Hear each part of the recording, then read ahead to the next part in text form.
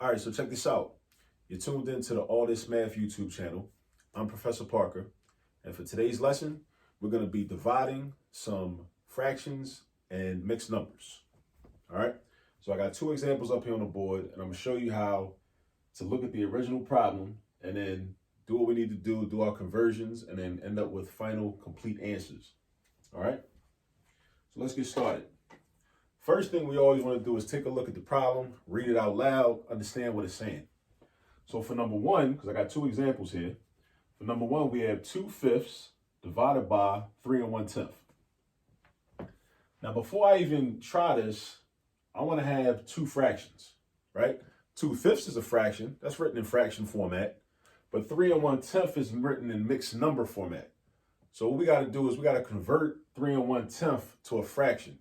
Even though it's going to be an improper fraction, that's cool. It just needs to be a fraction, right? Whether it's proper or improper, it don't matter. This is how you do that, though, because we got to know how to convert mixed numbers into improper fractions. You take the whole number part, which is the 3, and we're going to multiply it by the denominator, which is a 10, right? I'll put the little multiplication sign here so people can remember that. You do 3 times 10. The product of 3 times 10 is 30, right? Then you take that 30 and you're going to add it to the numerator, which is 1. Put a little plus sign right there. So that 31 is going to be the numerator of our improper fraction. And then our denominator is going to be that 10. So what I'm going to do is I'm going to rewrite this whole division problem. I'm going to keep the 2/5. The 2/5 is cool. I'm going to keep that. And then I'm going to have divided by, instead of 3 1/10, now I got 31 tenths. All right? So now I got two fractions. So now I'm ready to rock and roll. But we got another issue. When we're dividing fractions, we don't actually divide fractions. We actually multiply fractions. But this is what we got to do. There's something I want you to understand. And you can memorize this and keep it with you forever. It's called keep, change, flip. Keep, change, flip. Some teachers might say keep, change, turn, but I say keep, change, flip.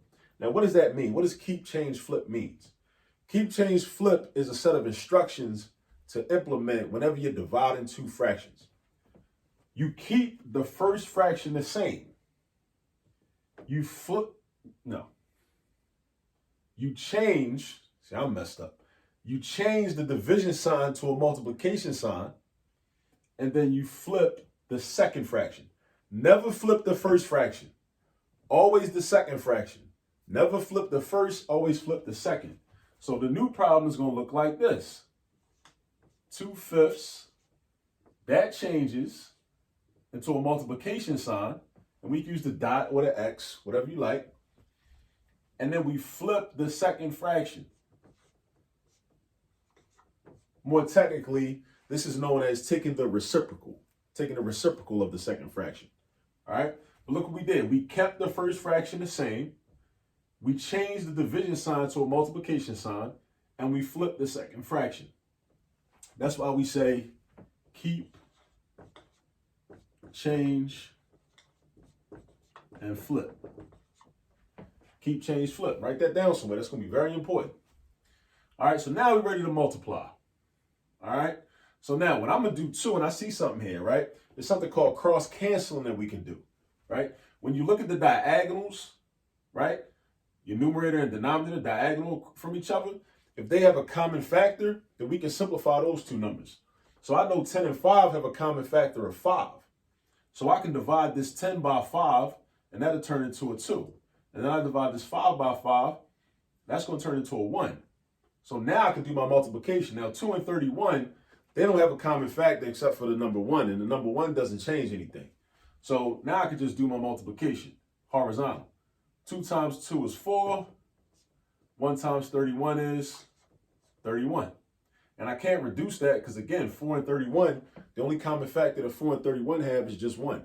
So when your common factor between the numerator and denominator is just 1, that lets you know that you can't reduce anymore, and you're finished. So 4/31 is the final answer. 4/31 is the quotient of 2/5 divided by 3 1/10. All right? Now let's do another example, just to make sure this really sinks in, right? Because we gotta do a lot of examples. All right. So now we got 3/1/6 divided by 9/10. Again, we got a mixed number and a fraction. Now, this fraction is cool, but this mixed number needs to be changed into a fraction. So we're gonna do the thing that we did up here.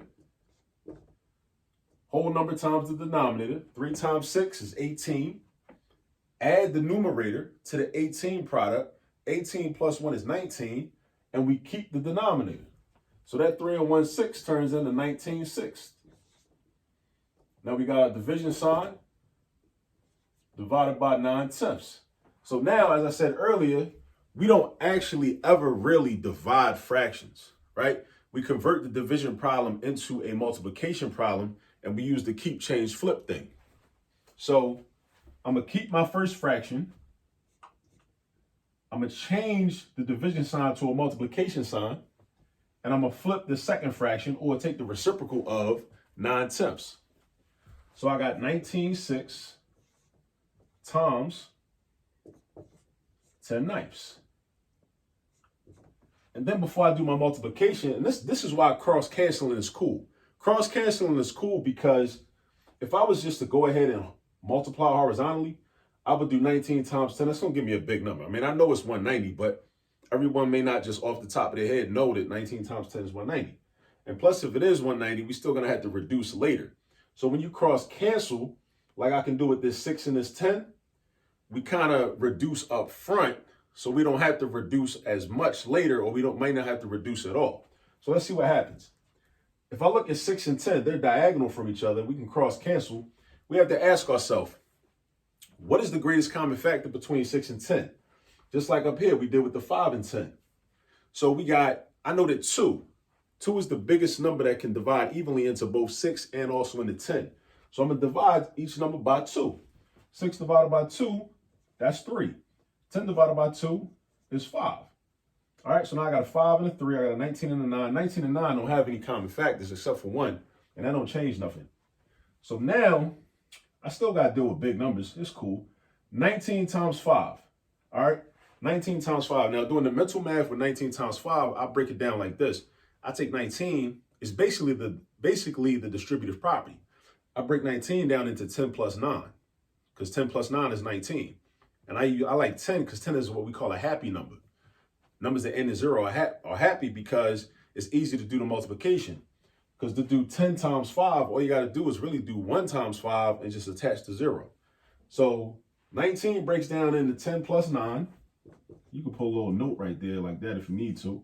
10 plus 9. 10 times 5 gives you 50. 9 times 5, because we know our multiplication facts, gives us 45. You put the 50 with the 45, put them together, that's going to give you 95. And then you go down here, you do the 3 times 9. Again, we know our multiplication facts. 3 times 9 is 27. So you put the 27 right there. All right.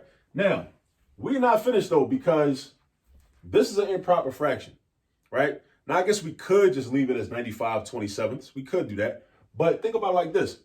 One of our numbers, our dividend, actually, in the original division problem, was in mixed number format. So if they gave us the numbers in mixed number format, we can give the answer in mixed number format. So we got to ask ourselves, how many 27s can fit into 95? Or how many groups of 27 can fit into 95? I know 27 times 1 is 27. 27 times 2 is 54. 27 times 3 is 81. If I do 27 times 4, I'm definitely going over 95. Matter of fact, I'm going over 100. So I know 3 groups of 27 can fit into 95. Now, and basically what I'm demonstrating now is the opposite of this. And the opposite of this, how we converted from a mixed number into an improper fraction. Now I'm going in the opposite direction. I'm showing how you convert from an improper fraction into a mixed number. So I know 3 groups of 27 can fit into 95. So that's going to be my whole number.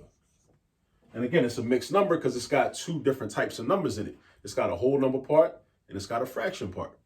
That's what makes it mixed. So 3 groups of 27 can fit into 95. And then we say, well, how much is that altogether? Those 3 groups of 27 is 81, right? Those 3 groups of 27 is 81. So then to get the numerator from the fraction part, we got to find the difference between 81 and 95. So what's 95 minus 81? 95 minus 81 is 14. So 14 is going to be my numerator. And then, just like when we convert from a mixed number to an improper fraction, the denominator stays the same. So it was a 27, it's still going to be a 27. And then we check the fraction to make sure I can't reduce the fraction. 14 over 27, nah, I can't reduce that because 14 and 27 don't have a common factor besides 1. Like 7 and 2 and 14 and 1 going to 14. 27 has factors of 27, 1, 9, and 3. That's it. Nothing in common really, except for the 1. Like I said, when 1 is your common factor, that don't change nothing. So here we go with the final answer for this one. 3 and 14, 27s. All right. So that's just a little something that we do with dividing fractions and dividing mixed numbers. We went over a lot of different skills here, right? But if you didn't really fully understand anything, just make sure, just hit the pause button, hit the rewind, just go back, take your notes and whatnot, But again, well, not again, because I ain't say this already. If you have yet to subscribe to the All This Math YouTube channel, please go ahead and hit the subscribe button. Also turn on the post notifications, hit that bell down there too, so you'll be notified as soon as I put out new content. And as always, remember, there's all this math all around you. Peace.